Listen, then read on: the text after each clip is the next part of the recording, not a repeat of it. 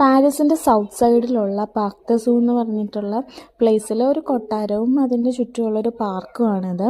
ഇത് 17-ാം നൂറ്റാണ്ടിൽ ലൂയിസ് 14-ാമൻ്റെ കാലത്ത് അദ്ദേഹത്തിൻ്റെ ഫിനാൻസ് മിനിസ്റ്ററിന് വേണ്ടിയിട്ട് പണിത ഒരു കൊട്ടാരമാണിത്. ഇപ്പോൾ ഇതൊരു മ്യൂസിയമാണ്. പാരീസ് സ്കൂളിലെ ആർട്ട് വർക്കുകളും കാര്യങ്ങളൊക്കെയാണ് ഇവിടെ സൂക്ഷിച്ചിരിക്കുന്നത്.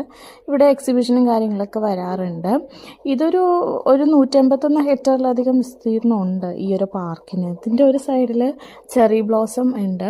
ഈ ഏപ്രിൽ മന്ത് ആകുമ്പോഴത്തേക്ക് അത് കാണാനായിട്ട് ഒത്തിരി ആൾക്കാർ ഇവിടെ വിസിറ്റ് ചെയ്യാറുണ്ട്. ആ ഒരു ടൈമിൽ ഈ ഒരു പ്രദേശവും ഈ ഒരു പാർക്കൊക്കെ നല്ല ക്രൗഡ് ഉണ്ടാവും, പക്ഷേ നല്ല അടിപൊളിയായിരിക്കും കാണാൻ. എല്ലാ സ്ഥലങ്ങളിലും നിറയെ പൂക്കളും ഒക്കെ ആയിട്ട് നല്ല ഭംഗിയുണ്ടാവും. പിന്നെ സ്പ്രിങ് ആയതുകൊണ്ട് തന്നെ വേറെയും കുറേ പൂക്കളൊക്കെ ഉണ്ട്.